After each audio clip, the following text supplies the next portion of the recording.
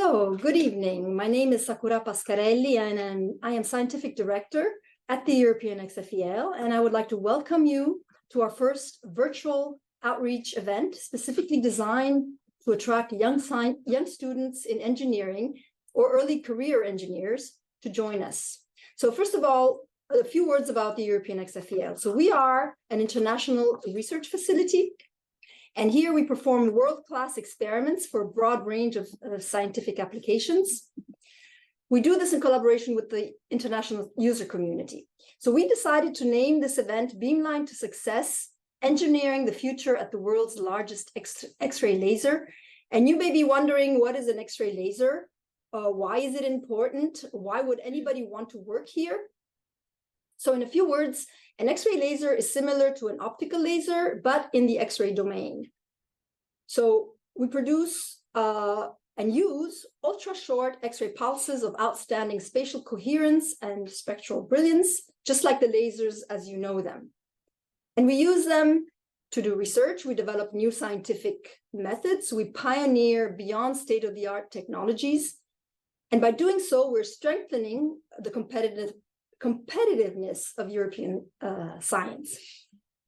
So to reach this goal, we rely on young, brilliant, and engaged technicians, scientists, and engineers. And in this virtual outreach event, we're focusing on engineers. We will be showcasing career opportunities across various fields, including software, electrical and mechanical engineering, and X-ray detector operation.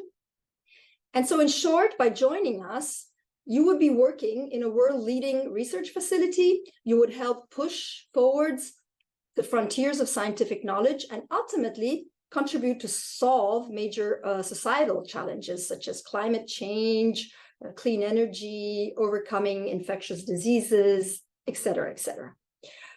Good. So now I'd like to leave the word to Cristina Valencia, who is going to say a few more words about the scope of the meeting and how it's organized.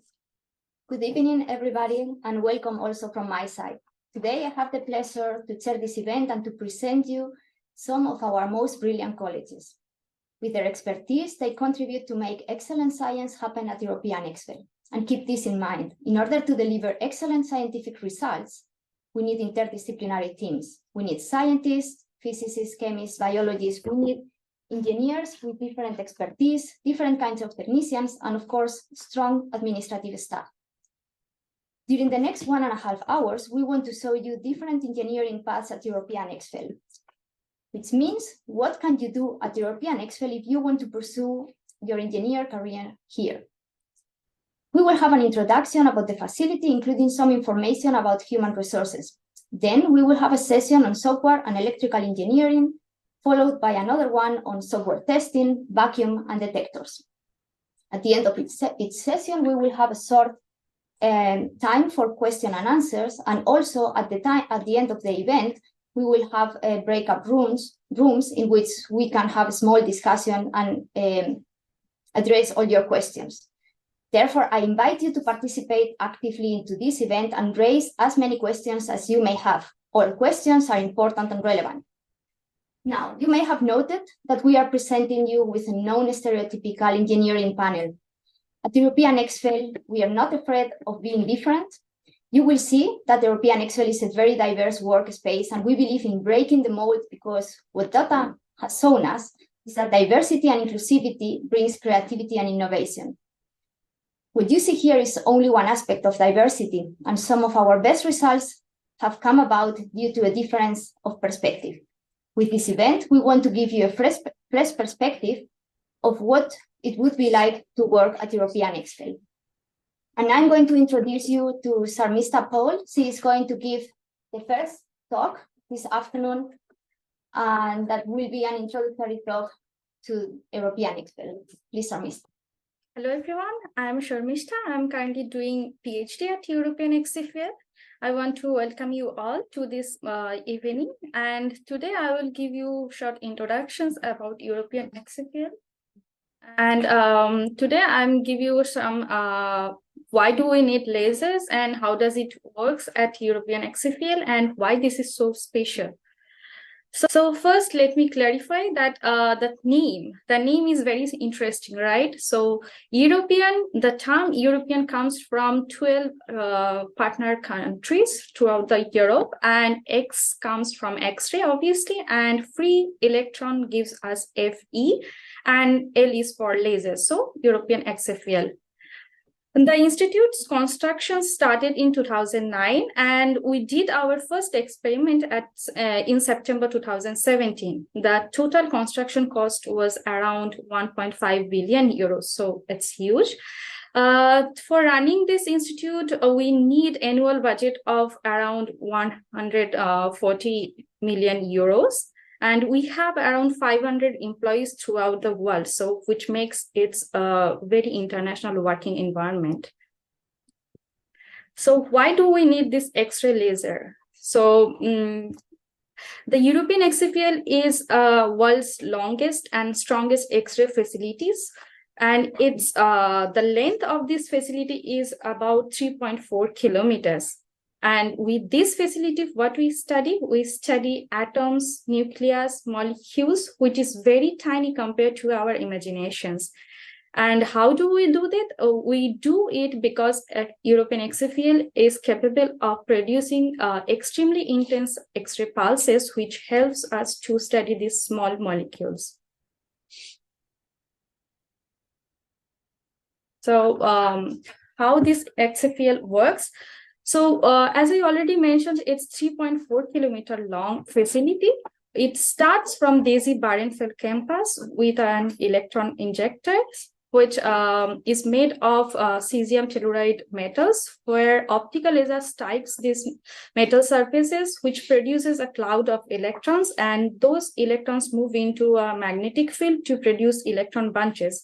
And then these electron bunches move into a superconducting linear accelerator, which is 1.7 kilometer long. And this accelerator is made of niobium superconducting metals, which becomes more effective in very low temperature, around minus 271 degrees centigrade. In this low temperature, it loses all of its electrical resistance, which works very efficiently in case of accelerations of electrons. And these niobium metals accelerate those electrons and make the speed of those electron near to lights and of very high energy of 17.5 giga electron volts. Then those accelerated electrons runs through an undulator systems, where those undulators are made of periodic arrangements of magnets of about 100 meters long. And throughout these undulators, the accelerated electrons move into a zigzag motions. And during these zigzag motions, they emit X-rays. And this process is known as SASE processes, where the SASE means self-amplified simulated emissions, which produces extremely short and intense X-ray pulses with the properties of laser light.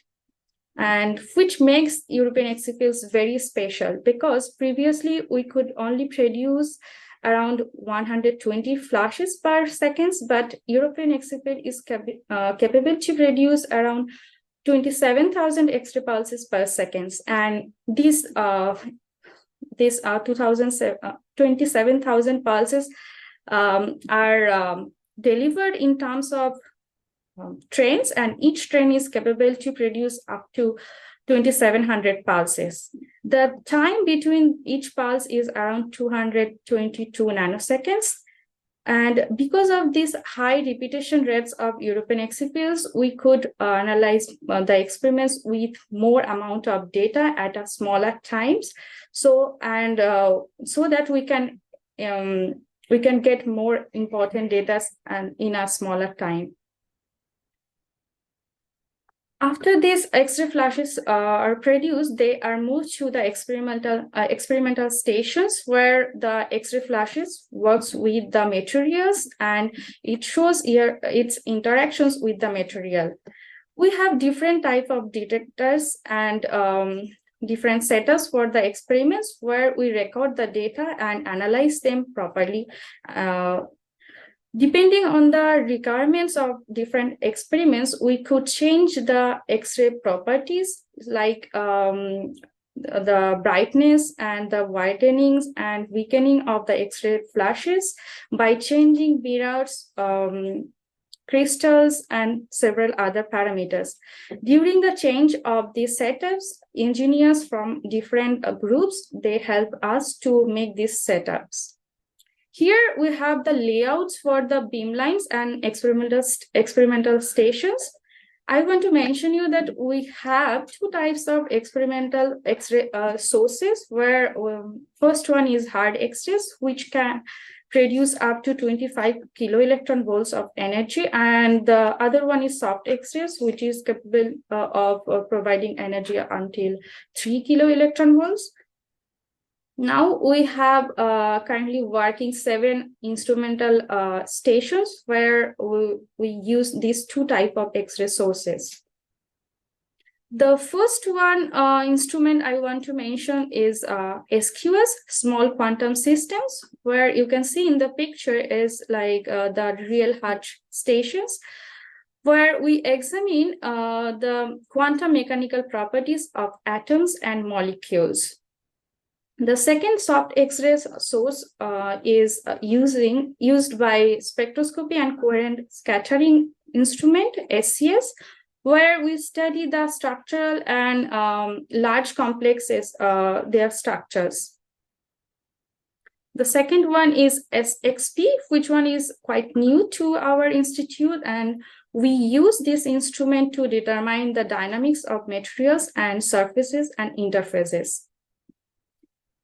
SPB is single particles and biomolecule instruments, where we use hard X-ray sources, and we use it to determine the structure of single crystals and such as like atomic clusters, viruses, and biomolecules.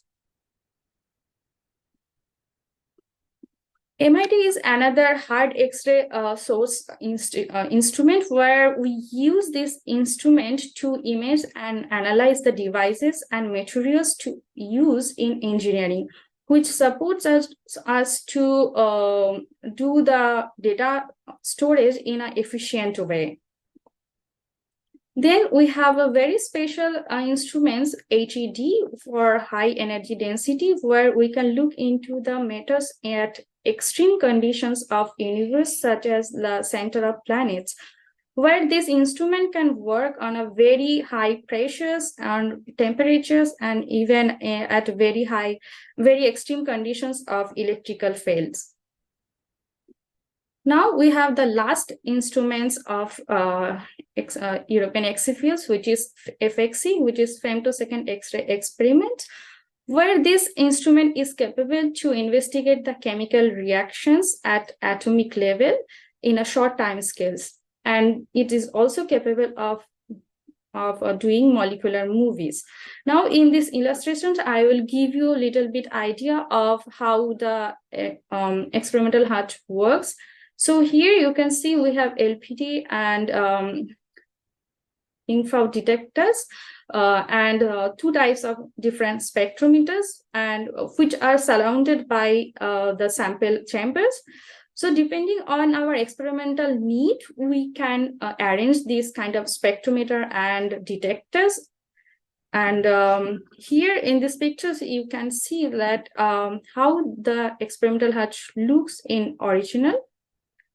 Using these different kind of setups, we do scattering, emissions, absorptions, different kind of experiments, and those experiments shows the data in terms of, like, here I can give you an example as scattering. And after investigations of different types, we could do this research in storing solar energy more efficiently, doing more artificial photosynthesis, and several other fields. So this FXE instrument is very close to me because currently I am doing my PhD in this instrument. Recently, I got a chance to do my experiment there, and for that, I have submitted my proposal in November 2022, got the review from the review panel of European XFEL in March 2023, and got the opportunity to do my experiment in October this year. So for my experiment, what I do, here, these complexes are known as stimuli responsive dimer complexes, and these complexes are very sensitive to temperature, pressures, and magnetic fields.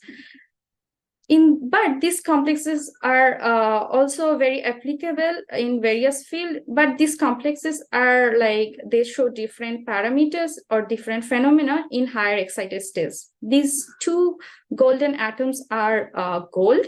In a single molecules, I have two gold atoms where these gold atoms comes closer in higher excited state, and they also shows different behavior in different solvents.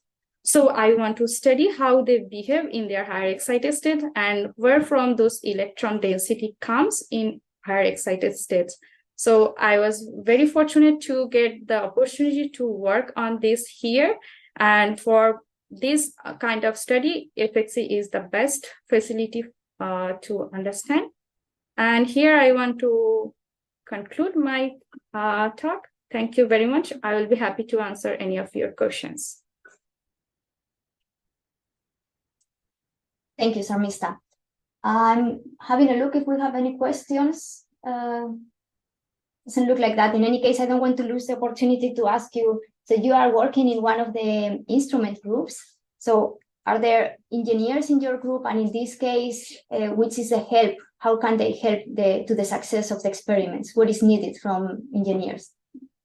Yes. So we obviously need engineers to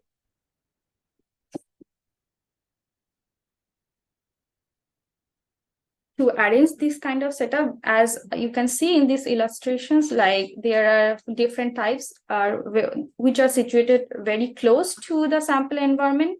So in general, we have we are doing let's say one kind of setups, and engineers help us to decide to use the perfect setup for each experiments. And they also help us to do data analysis and several other factors, like to modify the X-ray parameters or properties of X-rays which we want to study.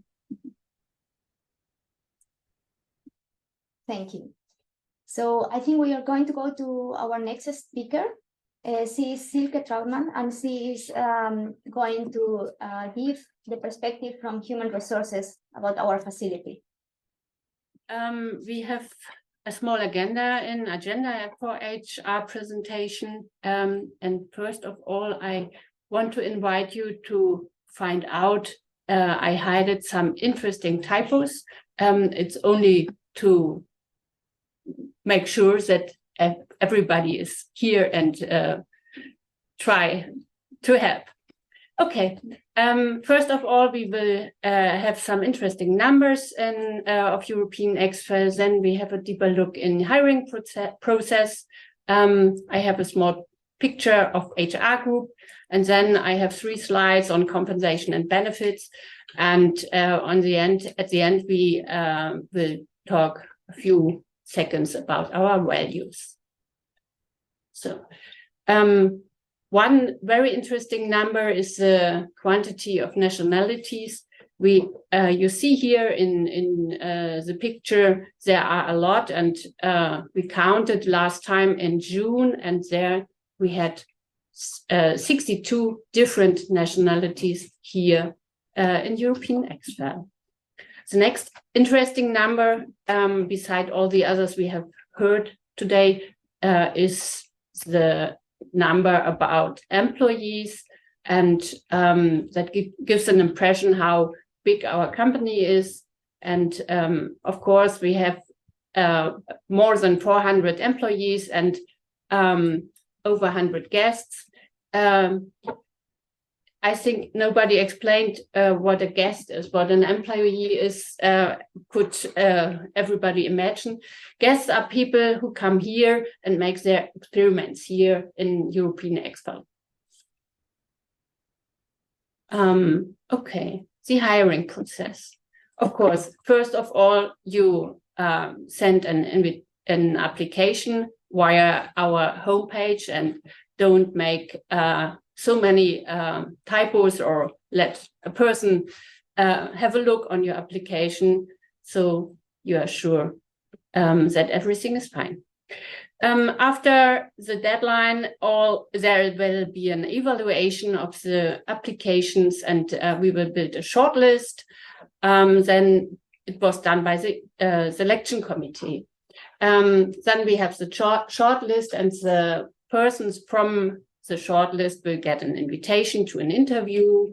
In the invitation, it was described how it goes and so on.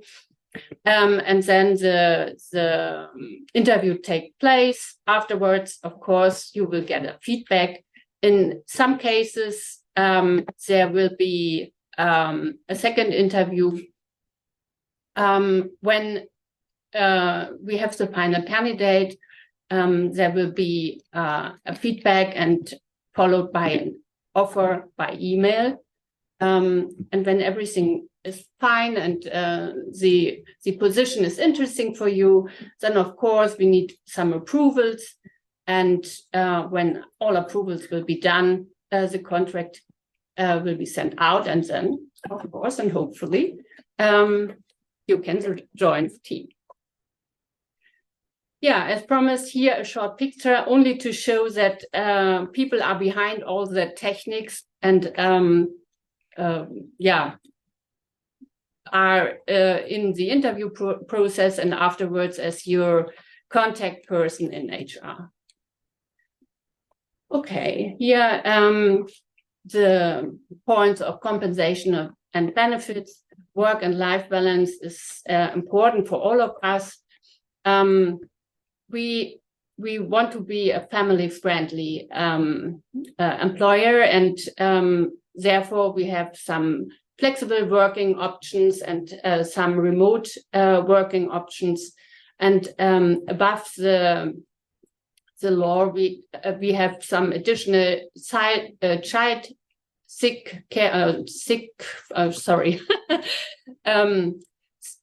care days. And in our new building, we have a parent-child office. It is well furnished.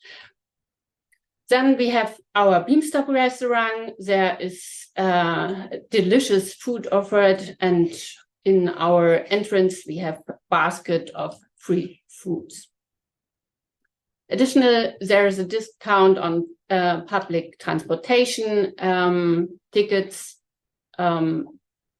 Deutschland-Ticket is a common word. Then, of course, as a lot of companies, we have some celebration together, usually a summer party and a Christmas party. We have health and well-being options, health days, depth challenges, and other days. And of course, we have some employee-driven clubs or actions. You can read below. And there is another option of sabbaticals when you have worked some years. Yeah, what else?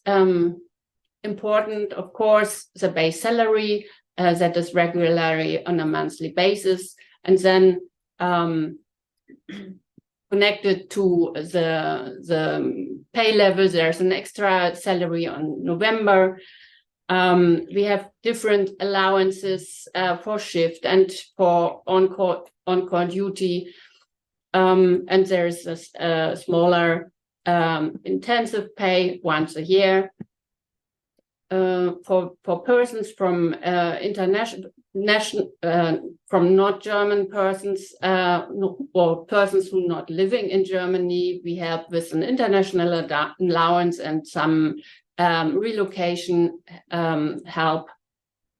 There's a generous pension scheme that is employer financed.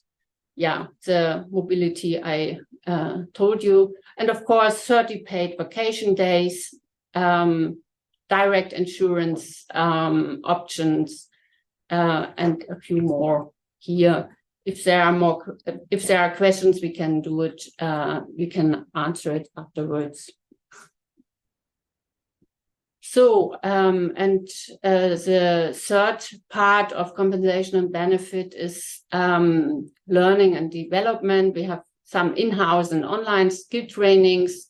They are offered regularly, and you can join the trainings. Of course, we have some career options on the longer way. There are English and German language trainings. We have annual feedback talks, and in Germany you have something what is called Bildungsurlaub, that is once a year, 1 week for additional education. Yeah, and you can use the library, and every 2 years it could be that the team decides for a group retreat. Yeah, and then I introduced that we have values. The main values we have is collaboration, excellence, transparency, and trust. And day by day, we try to improve these values and try to live it, because we think we are not there in the moment. It's a goal, and everybody of us is working, and it is invited to working on that values. Thank you. Thank you, Silke. So as she has mentioned before, we will have question round on human resources topics at the end in the breakout sessions. And now we are going to start with the session dedicated to software and electrical engineering. Our first speaker is Sylvia Huynh, and she is going to talk about programmable logic controllers. Sorry.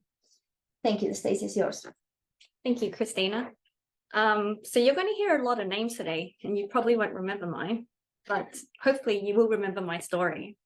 And what is my story? Well, I graduated from mechatronics what feels like a lifetime ago. I then spent a handful of years in the water industry, and now I'm working as a PLC engineer at the European XFEL. So what does that look like? I'm going to be upfront with you. Sometimes there are going to be tasks that just need to be done. So things like emails, meetings, a lot of training, which needs to be renewed annually, and most importantly, reading a lot of manuals. You're responsible for making something work, and there isn't always going to be a clear process on how to make that happen. And often that means going back to basics, using the information that you have. RTFM, I don't know if you guys heard that one before, but I definitely did. You have to understand the hardware to be able to control it the way that you want. A lot of this comes down to discussions, then development and testing, playing with that hardware, writing some code and testing that code, test. You can never really test enough. When you take a piece of hardware and you wire it up to the PLC and pass that data across to the control system, and being able to click a button and watch something move the way that you envisioned, that's what we make happen. That's what we do. You want to be able to anticipate every interaction to ensure that your solution is robust, comprehensive, it just works.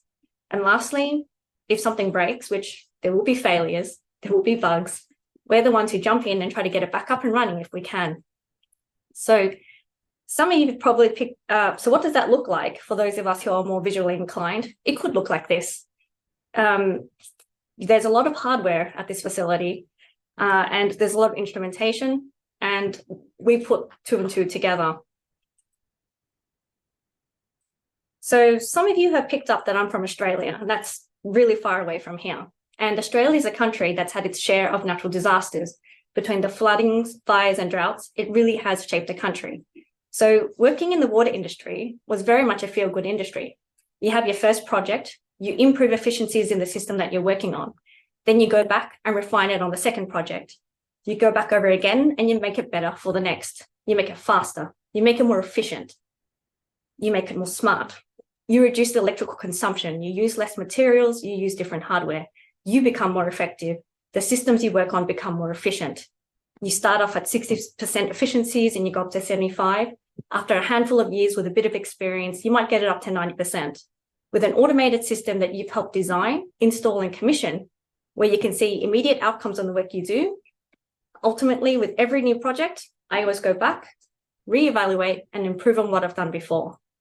But there is a bit of a catch. You can only go as far back as your understanding of the system that you're working on. So where do I go from there? Well, I went back to science. And at the European XFEL, we do science. Our ability to understand the information that's in front of us is limited by our understanding of how the world around us works. While I might not be directly involved in finding an end-to-end solution compared to what I did before in industry, what I do is instrumental in making that science happen. You've seen what the facility looks like. It is complex. It is full of hardware. And making that hardware accessible within the safety of a control room so that the scientists can run their experiments, that's what we do. I still get to do the things that I'm passionate about, a cross between both hardware and software, but within a different environment, a different application. This here is just a short list of some of the experiments that were undertaken at this facility within the first half of this year, changing the way that we understand how water works and behaves, something we consume and use every single day, but we still don't know and fully understand it. The engineering team, or the PLC team specifically, is a melting pot of skills and backgrounds, all working towards a single goal. Our team of 7 is made up of 6 different nationalities, and our backgrounds cover over across 10 different industries, from aviation, wind, oil, gas, mining, obviously water, just some of the industries that we come from. The skills that you pick up are universal. At the end of the day, 24 volts is 24 volts. It's what you do with it. Engineering has standards. We love standards. When you design something, it has to be up to spec. But when you blur the lines between hardware and software, and that's what we do with PLCs, there are a few guidelines. And this is where you get to challenge yourself. You have to keep up with what's happening.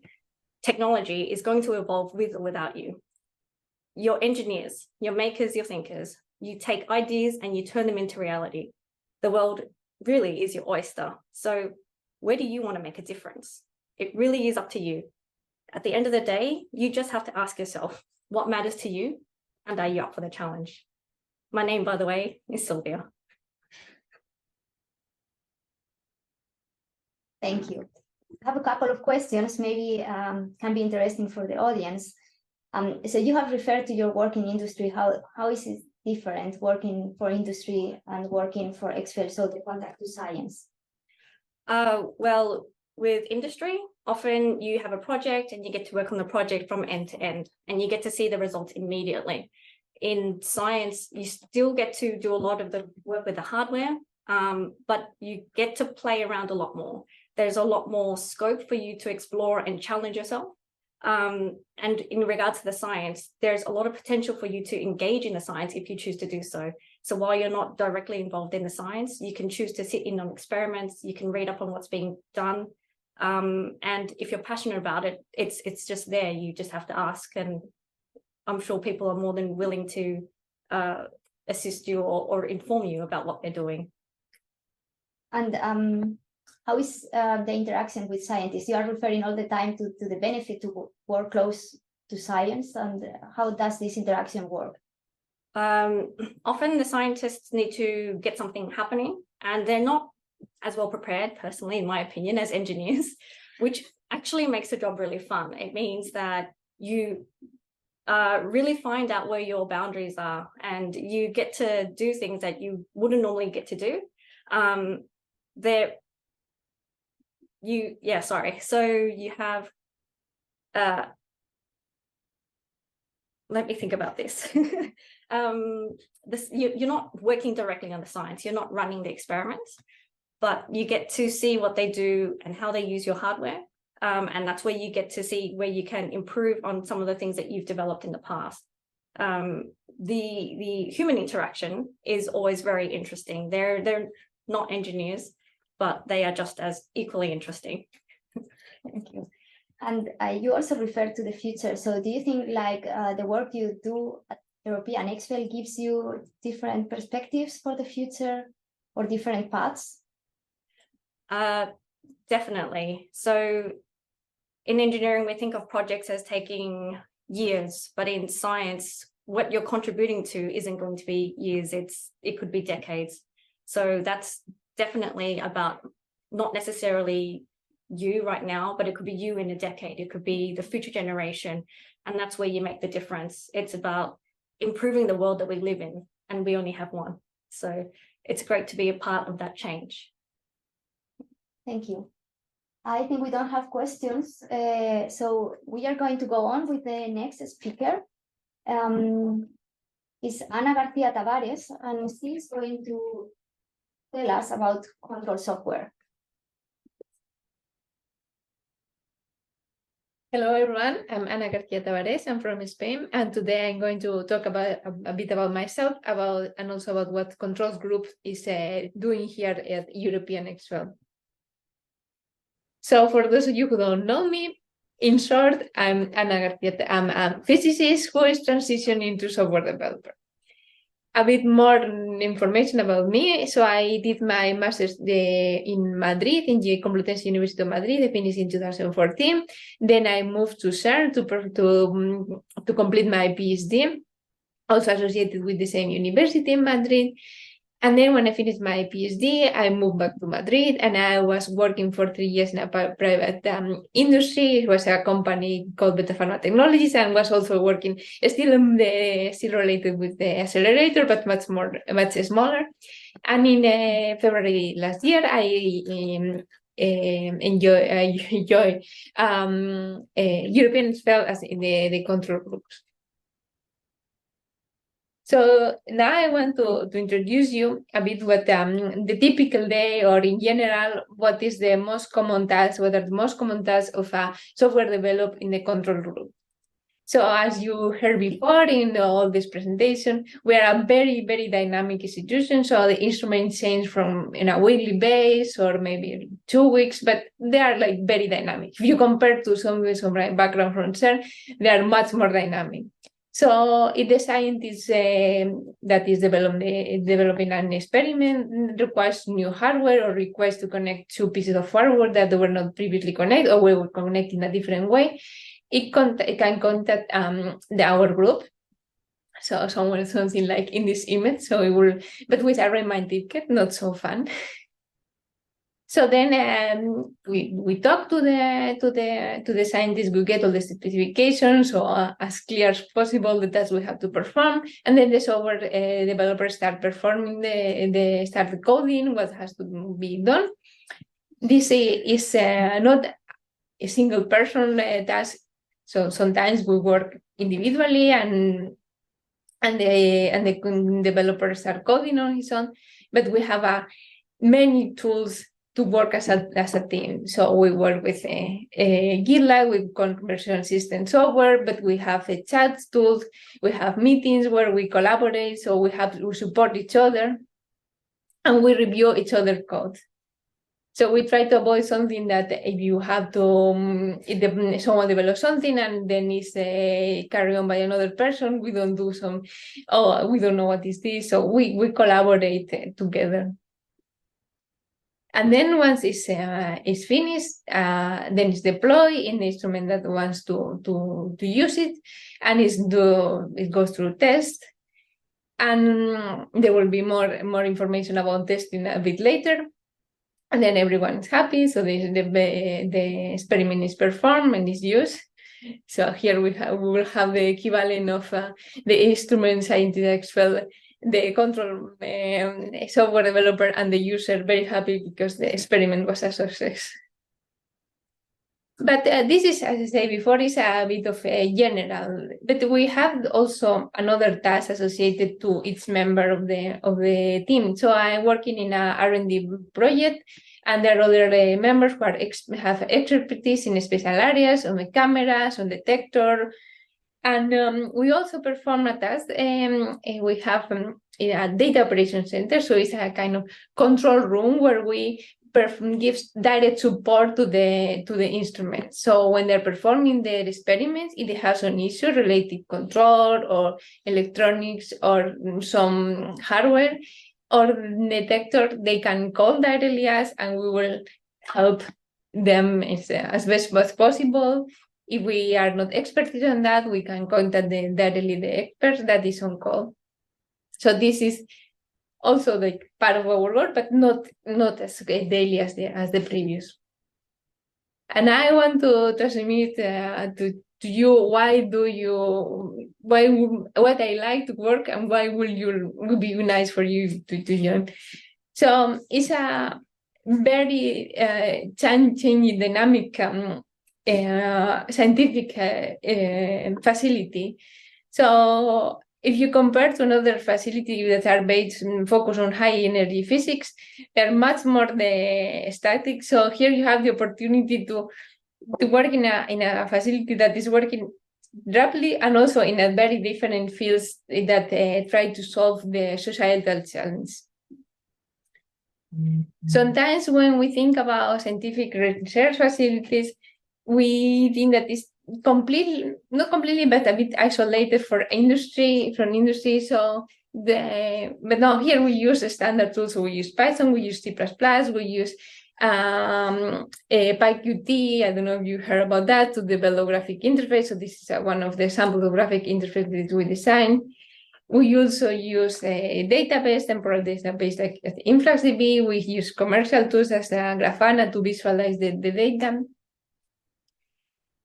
And one other thing that I like about working at European XFEL is that we have, as I said before, and I want to remark again, we have a lot of collaboration. So we collaborate within our control group to support the development of the code, but we collaborate with instrument, with the scientists. So when they request for different instruments and for different software, we have a very nice interaction with them. They have different background, they have different expertise, and we can learn a lot from them.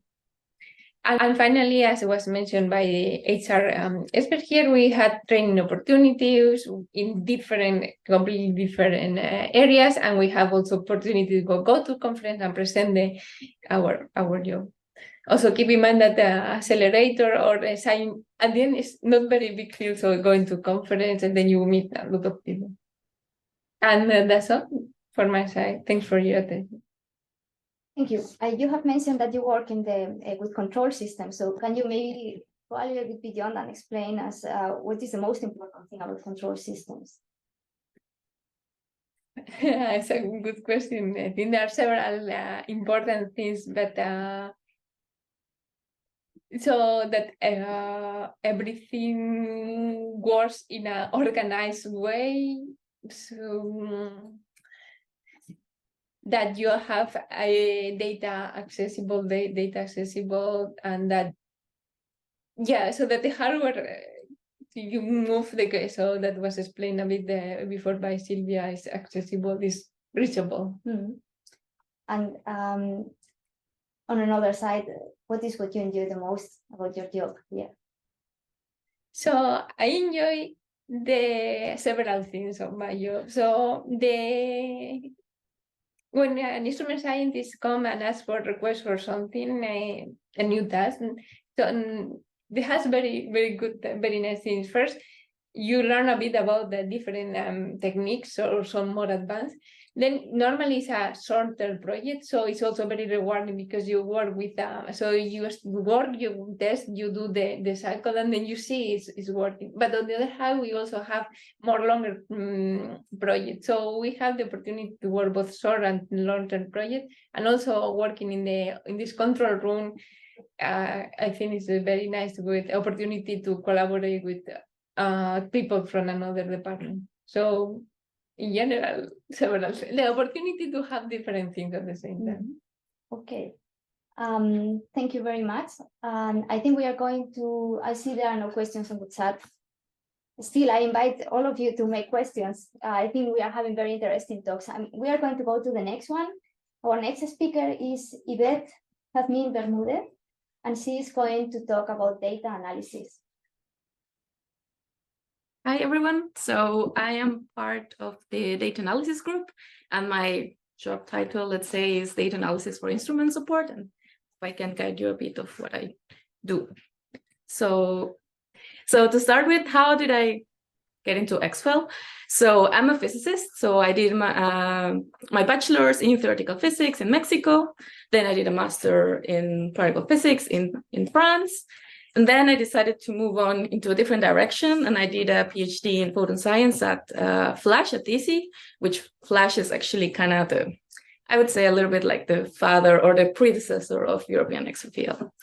And during my academic path, or it's not a career, during my academic path, I did various internships, different research facilities where I realized that one, or at least for me, one of the main, what I liked doing during these internships was the data analysis of the data that we were collecting. So at the end of my PhD, I decided to come here to XFEL and work as a software developer or data analysis, let's say. And the cool thing about this is that I work very closely with scientists, as you have heard from previous colleagues. I work closely with scientists to develop all these data analysis tools or solutions so that the scientists can better understand their data. So it's a very close and synergetic collaboration. So how a typical day would look like for me. So, I mean, it's a lot of planning also, so meetings and meetings also with instrument scientists. So usually because of my role, then when there is an experiment coming up in a couple of months, let's say, so we have a meeting, we sit together and say, okay, what tools do we already have? What is missing?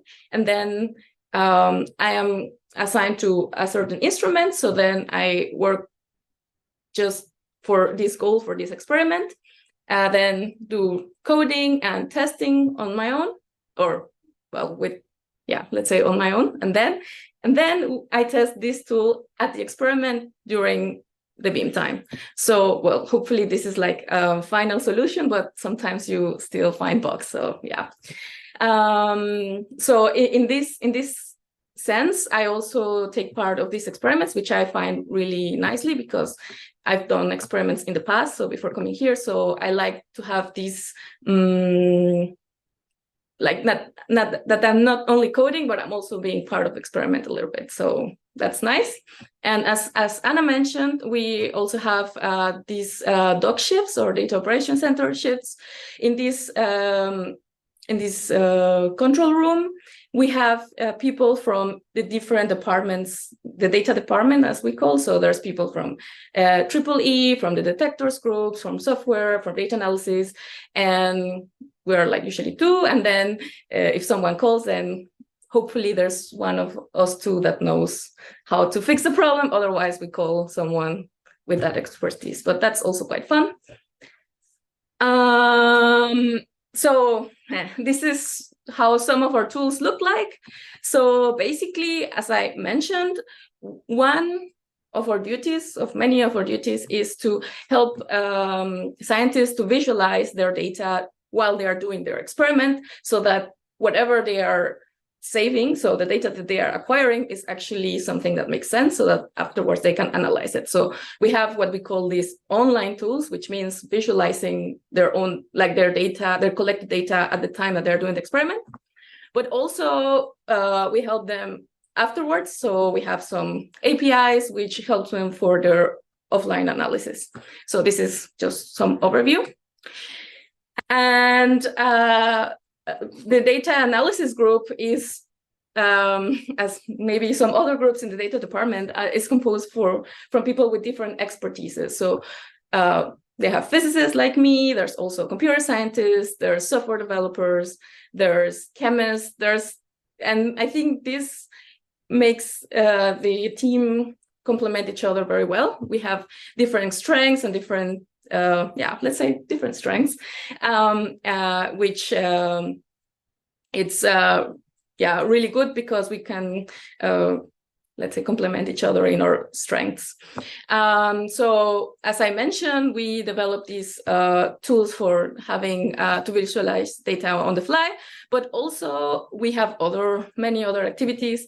One of those is, for example, we have the machine learning group, where they develop machine learning tools for example, automatize things in the experiment, or make some of the offline analysis, let's say, faster or not so tedious for scientists. We are now working on, for example, data reduction techniques, and we have a lot of projects. So there's a lot of things where you can do if you are part of the data analysis team. One of the things I really like, there's many things I like about working at XFEL, but I really like that it's a very international, diverse and collaborative environment, as many have said already. And we can always train, or there's a lot of opportunities to train our soft skills as well as our technical skills. So that's very enriching. And I think I would say I can have really nice work-life balance here, and I really appreciate it. So here it's DA team in our retreats. I think Silke mentioned it earlier. So we have once a year retreat, and below us DA, we because we all like playing board games and cards a lot. So we have monthly meeting where we get together after work and play games and have fun. So yeah, that's my input. Thank you. So I see you have a lot of fun. I also work a lot, just saying. I see that obviously data analysis is crucial for the success of the experiments. But how close, so every time that there is an experiment running, do we have someone from the data analysis group close by, or how does it work? So we have one person, so let's say we have 7 persons in DA, which are kind of allocated to each experiment. So for example, I am allocated to FXE, and another colleague is to other. We don't have to be in the experiment, but some of us, we really are, if you would like to be part of the experiment, you can be. As I said, I mean, if you ask, you can always be part. But we certainly have to be ready for the experiment. So, I mean, as long as you have everything tested and everything ready, like at least 1 week before the experiment, that you don't have to be there, but you can. And then there is this, like I said, the doc and the on-call duty, which we help in case you cannot be there, but someone needs your help. So yeah. I don't know if that answers the question. Yeah. And so going back to the doc, is this the most challenging part of the work, or you just get used to this part of the job? I mean, not every of us have to be on call to solve something with certain time pressure. So I guess there is certain challenge there. Or I think for me personally, deployment time is like the most stressful. So because I always want to be as most ready as possible, but no, and I personally get very much I'm in close contacts with my instrument, and I think for every person at DA, they're really in close contact with DA, and we try that it doesn't escalate to doc, let's say. So because we have our means of communication, like instrument with the DA person, then we try to solve it there. Also, we know better what's going on. So yeah, but I think it's fun. It's fine. Yes. And now that you have talked so much about collaboration, and this is one of our values. So I guess this is a place in which we try to live up to our values. What would be the most important value for you? For XFEL? Yeah. Yeah, I mean, I like both collaboration and trust, because I think it's very important that, for example, scientists trust what we are doing, because it could be that want to do the analysis themselves because they know exactly what they, and there has to be some trust so that they say like, okay, what we're seeing is actually true because I trust, like we have collaborated before. So I think these both are very important to have like a good, work together, collaboration together. So yeah. Okay, thank you. So we are done with the first panel, with the first session. We are going to make a short break of a little bit less than 10 minutes. And we are going to be back at 6:10, more or less. And we will start then with the next session. Again, we are going to go on with the next session that is dedicated to software testing, vacuum, and detectors. And our first speaker is Anna Klimovskaya, and she is going to talk to us about software testing. Please go ahead. Hi, guys. So I'm Anna Klimovskaya. I'm software test engineer at XFEL. And today I will share my work experience and will talk about my journey towards the world of science and technology. And I explain why I choose to work at XFEL. So I studied in St. Petersburg State University and got master degree in 2008 in experimental photonics. After my graduation, I started working as software test engineer for Motorola Mobility. And this transition from physics to testing was really straightforward. Because in the testing, we're actually using similar approaches as when we design experiment to prove or disapprove theory. So let's say I came with right mindset, because testing is not about breaking system, but about identification on time, really important issues, and about analysis if your product is ready for release. So at this time, growing up to manager position looked to me as a right career move. However, later I understood what administrative task doesn't bring me satisfaction, and I moved on to XFEL in 2017 as a senior software engineer. Here I hold a technical position and I am involved in all test processes, starting from planning equipment and testing and design test environment, and ending with test execution and bug tracking. As we have a multi-component system, I'm working on a different software areas, like a graphic user interface, web, command line interface, support of script execution, communication with databases, and communication via brokers. As an expert on test automation, half of my time I'm coding. I develop test scripts and test libraries, and working on design and developing our own test framework. I'm using different script languages as a Python and JavaScript, and using different test framework as a robot framework and Squish. So 30% of my time I'm spending on a test execution and test result analysis, and 20% of my time I'm learning and working with my colleagues, trying to understand how new features will be implemented to design proper test cases and test suites. So testing actually is really great start for beginners because it doesn't require really deep understanding and knowing program languages, and will allows you to work in all technology sectors. And regardless if you prefer to work alone or as a team player, there are a bunch of tasks that can be implemented in both formats. But most important is that result of your work will be quick and noticeable. For people who are more result-oriented than process-oriented, testing is really comfortable area. So work at XFEL gives me necessary self-realization. I love our international team with friendly and open atmosphere, our ambition to continuous learning and using new trends. For example, pictures for this presentation have been done by artificial intelligence. So work at XFEL, it's not only technical, it's also creative. And each of us contributes to a science future. That's why I invite you to join XFEL.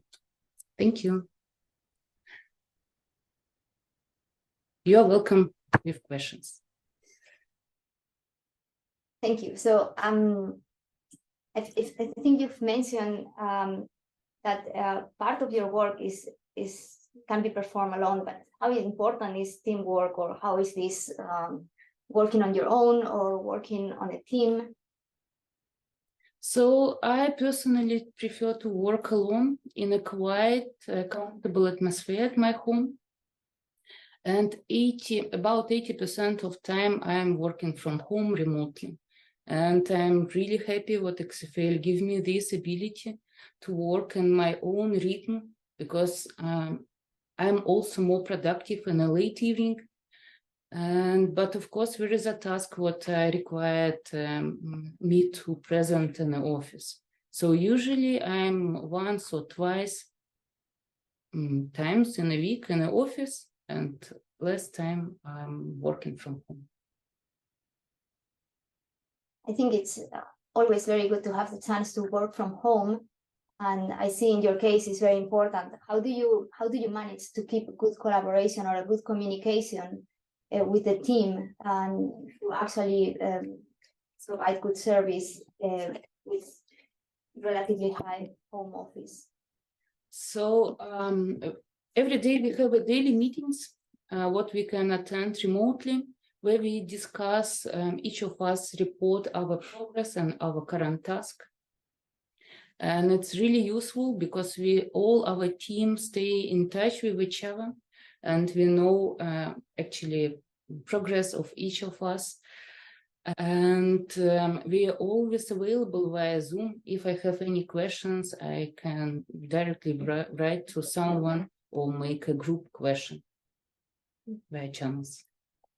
And I think also some colleagues before have mentioned personal development. So can you mention something that you can learn at XFEL or during your time at XFEL that you think can be valuable for your future career?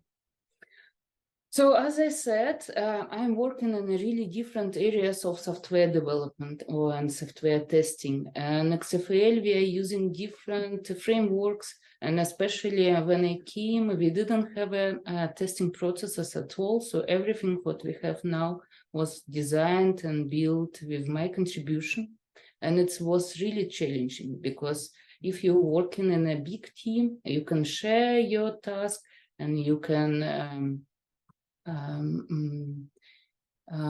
you can ask for help, for example. And if I'm working mostly alone, I have only one student now, so I need to learn everything. If we have new features, I need to understand how it will work to implement a proper testing. So I learned a lot. And what is the most challenging part of your work? Most challenging, I can say, for me personally, it's a dog, because so it's not very often, and I need to help people with a task that probably I don't know how to solve. So. Okay. I hope it's also enriching. Yeah, it's actually a lot of fun, and we really improved our doc system, or way to how to handle this iteration center. Let's say 4 years ago, it was even worse. Now it's much better and more fun. Okay. So we're developing. Thank you. I think we don't have questions in the chat, so we are going to go on. Thank you, Anna. The next speaker is Michaela Petri. She is going to talk to us about vacuum engineering. Hello, everyone. My name is Michaela. I work as an engineer in the vacuum group here at XFEL. And I want to describe what I'm doing here. So first, I want to give you some impression of my background. I studied physics, and during my thesis, I worked on an experiment which also included vacuum. There was also lasers, but vacuum I found really a very interesting technology, and I was very interested in working on this topic in my career. So I joined the Max Planck Institute in Hamburg, which is also close by the XFEL site. And I applied for a position of a mechanical engineer, which was quite an experiment in itself, because I didn't know much. I knew a little bit about vacuum and how experiments are running, but I got the chance to learn how to do CAD design, and as I knew the needs of scientists, I could support them quite well in their experiments. And that's what I did. Of course, during these 7 years, I learned a lot about vacuum. And so I joined after these 7 years, 6 years ago, the vacuum group here in XFEL. And there, the next challenge was waiting for me. I became somehow an electrical engineer. Who knows something about vacuum, which is a rare combination. And you can hardly find that. That's why I got the chance, I guess. So yeah, the challenge was the electrical part. Vacuum, I was fine with. So first of all, vacuum is a very niche technology. So I want to describe you why we need it and what it is about. In an accelerator like we are, we have a beam which consists of particles. They somehow interact with the air in which it is. And these interactions are really bad for us because they reduce the beam quality or the beam intensity. So we need to evacuate a pipe in which the beam is traveling from the source to the experiment. The level of our vacuum is quite good. And I just have some numbers here. So ambient pressure is 1000 millibar. And we work in our beamlines at 10 to the minus 8 to 10 to the minus 9 millibar, which means that if we evacuate a volume from atmospheric pressure to our pressure, there's only 1 out of 1 trillion molecules left. I mean, just to give you a number. And you can imagine this is quite a challenge. Here I have a picture that depicts how the behavior of the system changes. So in the left, you can see a very nicely sorted stream, which you also have in systems with water or where you have a high air pressure. And there the stream is very predictable, very nicely to observe. But on the right, this is more the behavior we have in our systems. The molecules are just flying around statistically. They don't interact with each other. And so it's very hard to evacuate them, let's say here from one side to the other, because they are just flying around and it's really hard to catch them and remove them. So the pumping technology needs to be adjusted to this different behavior. And the typical technologies that you have in a vacuum cleaner or maybe in food packaging for which you also need vacuum, they don't work anymore. So we use cutting edge technologies for our vacuum generation. And this is what makes vacuum, especially at our facility, a very interesting field. I want to describe you 2 general fields of my work. One is the practical part, which means that we install and maintain the vacuum system of the facility. This is physical work from time to time. And this work also happens in clean room condition. Here you can see a photo of one of my colleagues, how this looks like. I mean, we need to dress to avoid particles to go into the vacuum. And we also need some heavy machinery, let's say, to maintain and install it. And here you can also see what the beamline itself looks like. This is the pipe in which the beam is traveling. And sometimes in between we have devices that manipulate the beam. The second part is the electrical engineering part.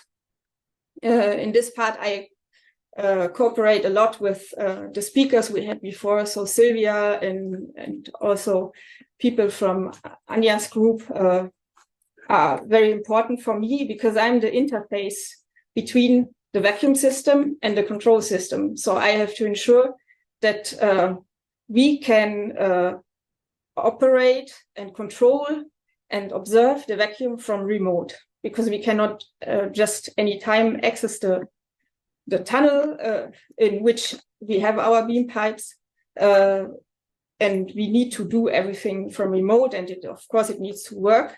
And as vacuum is such an essential thing to have for the operation of our facility, it always needs to work. And this is also why we have to define safety conditions, which I'm doing for the vacuum system, and they need to be really fail-proof.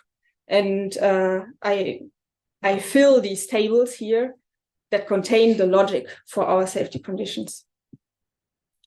One other thing is that now we are operating since 6 years, and we have to think about the future, which means we have components that are getting closer to their end of lifetime, and we have to ensure that they are maintained or exchanged before they break and interrupt the operation. And as you have seen already, especially in this field, I need the support from other groups. And in this case, it is very important to communicate with them and to understand their point of view. In the last slide, I wanted to list my personal most important points why I like to work here. The first point is this high awareness of how critical technical stuff is for operation. And this results in a lot of respect and appreciation also for engineers, not only for scientists. And the second point is that you can always develop here. If you find new fields in which you can work and you're interested in, you can learn new things and get involved in projects that are maybe out of your usual work. And the last point is that you have quite a good mix of this public service with the international flavor. And this is a very rare combination, I think, because usually in public service, it's not very innovative and international. And this is what we have here. Yeah, so I think it's a good environment for curious people and open-minded engineers. Thank you. So we have one question in the chat from Rishab. What's the level of vacuum density that can be attained, and the number of atoms per centimeter? Okay, this number doesn't sound so impressive, actually. So we have 10 to the minus 23 atoms per square centimeter in atmospheric pressure, roughly. And you have to go 12 orders of magnitude beyond that. So it's 10 to the minus 11, I guess. Yeah. But one thing you have to consider is the main free path. This is really a key value in vacuum technology, and this is way more important. The main free path means how long can a molecule travel until it meets another molecule. And this is meters, or maybe even 10 meters in our range. And in usual atmospheric pressure, it is, I mean, microscopic level. I don't know the value for atmospheric pressure, but it is probably something like, I don't know, nanometers, or maybe, tens or hundreds of nanometers. So just the thing that happens here is one molecule doesn't know that there are actually other molecules. If you are in a usual vacuum chamber, they just fly from one wall to the other, and they don't even know that there are others. Yeah, that's the main difference. Thank you. I have another question. We are a little bit tight in time now, but I don't want to miss the chance to ask you. I guess you have not received, I mean, you mentioned you have studied physics, so I guess you have not received during the uni time a formal education in vacuum. However, you are working now in the vacuum group, and you mentioned you work as a mechanical engineering and then as an electrical engineering, and now you're working in vacuum. So how come getting all these different skills, how you build up this expertise? Yeah, I think one thing that was really important for me is being open to people that have experience in other fields, and always ask them, not telling them, I'm the physicist that understands everything, but asking them, and this really started from mechanics. I mean, there were some mechanical technicians, and I asked them, how do you produce a piece? I mean, what are the challenges? And this is how I learned. I mean, you show respect to everyone who has knowledge, and ask them, how are you doing this? And I think especially for vacuum, also the physics background helps, because it's based on thermodynamics, and yeah, that's what I learned. But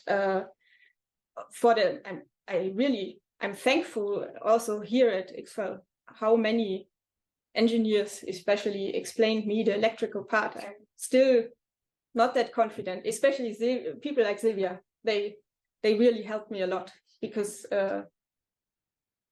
yeah, and this is what is so nice. I mean, nobody is hiding information. They help you to get into the job.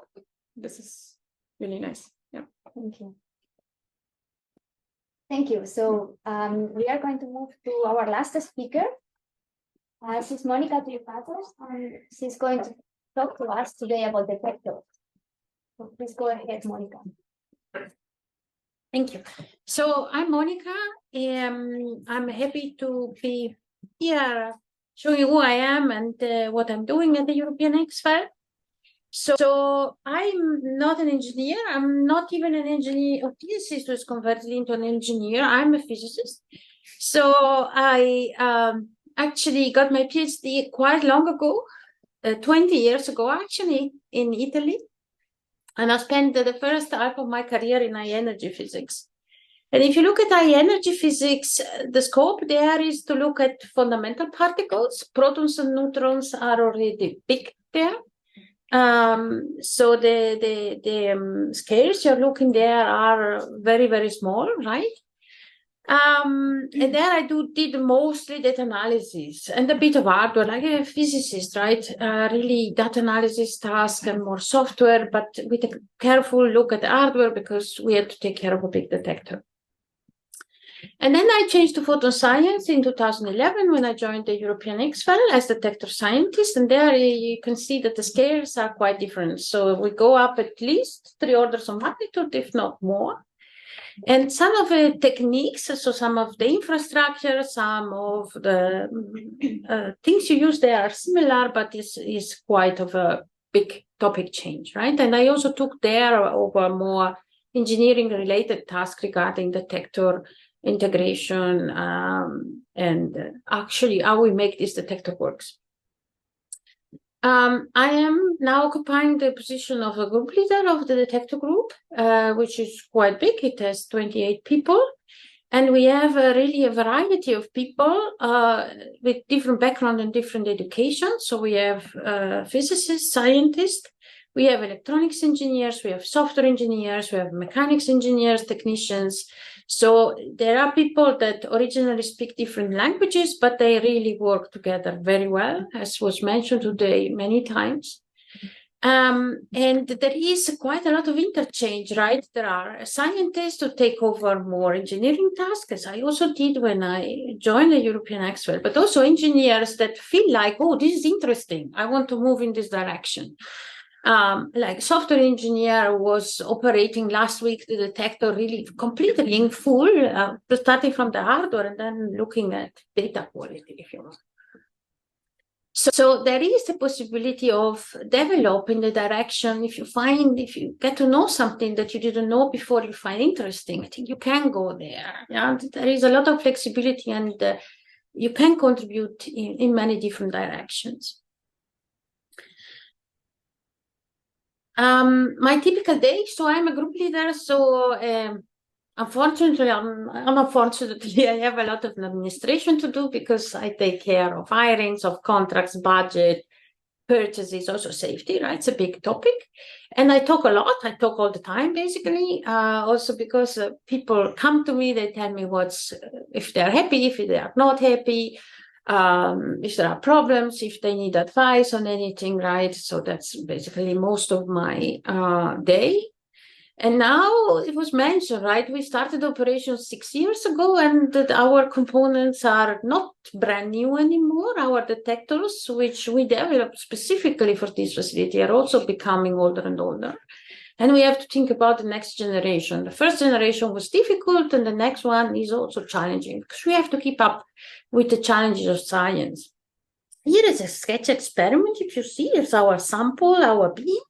And this is our detector that records an image, right? It's like a gigantic camera, but we have to deal with this very, very complicated time structure for a gigantic camera. So we get images at a rate of 4.5 megahertz. That means that the distance between two images is 222 nanoseconds, which is a really, really small number, right? So this is why we have detectors at the European XFEL, the gigantic camera that you see sketched here. They are actually real pictures there. They exist only here. They have been developed for us and together with us by some other external institutes that are world-leading institutes in this kind of developments. And they have to ensure that you see really bright spots in the image, right? That you see many photos in a pixel. So think about this as a camera. There are pixels with many, many photons, like 10,000. And there are pixels with one photon, and you have to be able to see both at the same time. So it is important also, here I mentioned the low noise. If you have low noise means that you don't have artifacts, right? If something is brighter, then you see it in your picture, right? So we have to see the small signals and high signals at the same time at these terrible rates, right? Which is megahertz rate.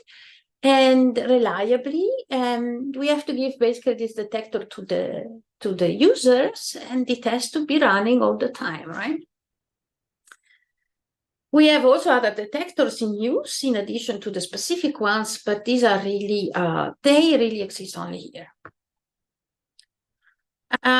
Why I like working here? I have to repeat myself, but if everybody says that, that's probably true, right? It's a very lively environment. It's full of challenges. It's international. It's diverse. You meet a lot of interesting people. You talk to different cultures.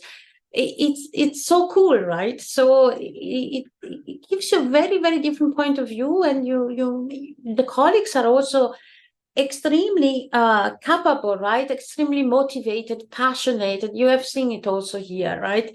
So it's really an exceptional environment to be able to work in. And in addition to the, say, social richness, there is also technology, right? We are doing cutting edge developments. There are things that exist here that do not exist anywhere else. And they have to be like this because we have a very specific machine which produces results in science which are unique in the world. And eventually, we all hope it will help the future generation.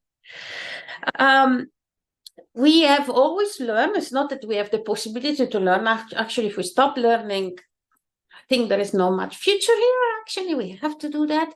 And specifically for detectors, we have the possibility to collaborate with really world-leading experts. So the groups that collaborate with us are the groups which are world-leading in this kind of development.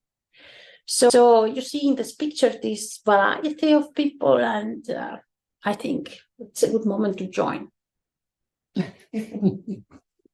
Thank you. Thank you, Monica. I have a couple of questions actually. So you have mentioned actually is here in the last slide that it is full of challenges. So what is the highest challenge or the biggest challenge that you have to deal with? So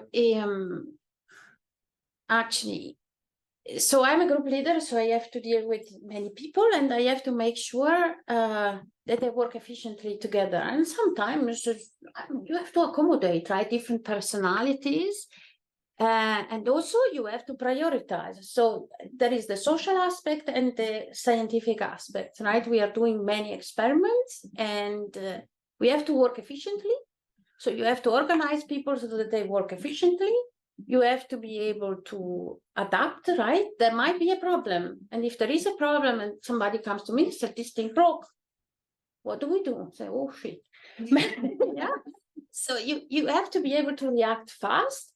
And you have to be able also to tell people, look, I'm here for you. We will solve this. And that's amazing that everybody here, when there is, especially in the case where there is a problem, everything goes well, everybody's able to. But there is so much energy that goes together to help solving that. And this I find amazing. And I consider myself a tool also to convey this energy, right? To say, yes, we are all here to do that. And yeah, yes, it's nice, but it takes, you have to be really, you don't have to be discouraged yourself, first of all, right? So. Thank you, that's very interesting. Also, regarding your role as a group leader, so what was your motivation to now acquire more administrative tasks and how do you think you can make a change? It came somehow natural after a while because I was already, so I had my project and I had a little team and I was already leading the team.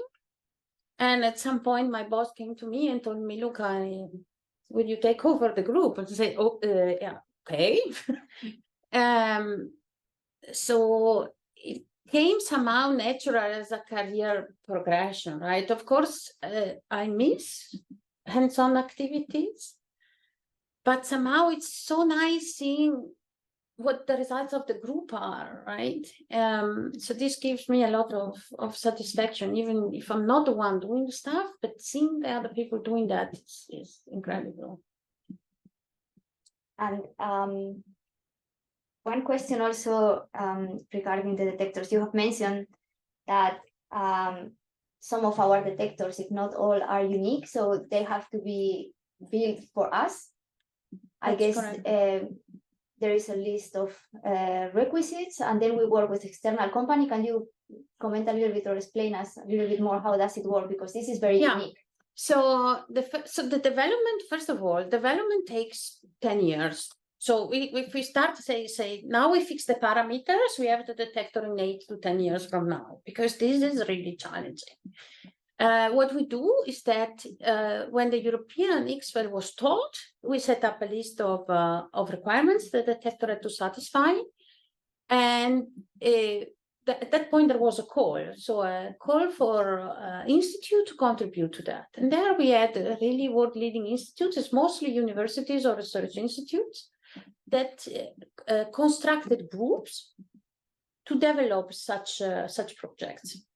So they presented us with a proposal. At that point, XFEL was not even existing, and the detector group counted like 1 or 2 people. That's different now, right? So we really grow. I mean, we exist since 2009, right? And so the detector had to be ready 2017, so 10 years before you can count. And those people built up these groups and developed the detectors for us. And meanwhile, we were building up the detector group and were able to take over these detectors from the external developers. And we are slowly becoming the experts. We are certainly the experts for what regards control software, data analysis, calibration, part of the electronics, the external ones.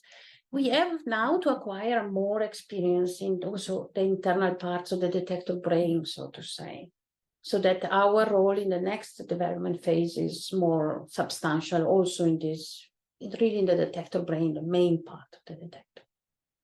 So do you think that eventually the detector development can be done solely at XFEL, or we will Solely always... not. So there is no group that does this by themselves, right? So the first detector were built by consortia. So there were 2, 3, 4, 5 institutes together. This is so complex that a single group cannot. So we have to build synergies with, and this is one interesting part of the job, building synergies with the main developers outside who have to face similar problems and work together to the goal. Mm. And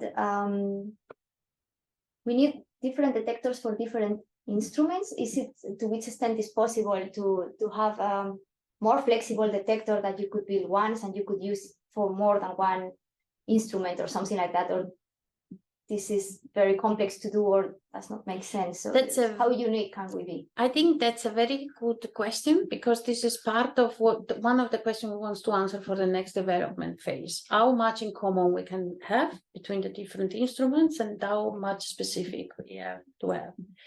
What makes this facility unique is also the fact that you do very different kind of experiments, and each of them has slightly different requirements for detector. So you cannot cover everything with a single technology, but you can somehow try to standardize, because I think engineers like this word, standardize the detector infrastructure side part of the electronics and make more specific circuits, or the first circuits, that the one that really capture the photons, you can make more specific for a specific application. At the end, I think we are working towards this goal, right? That we have a standard part of the detector and we specialize only the last bit, the one that see the photons.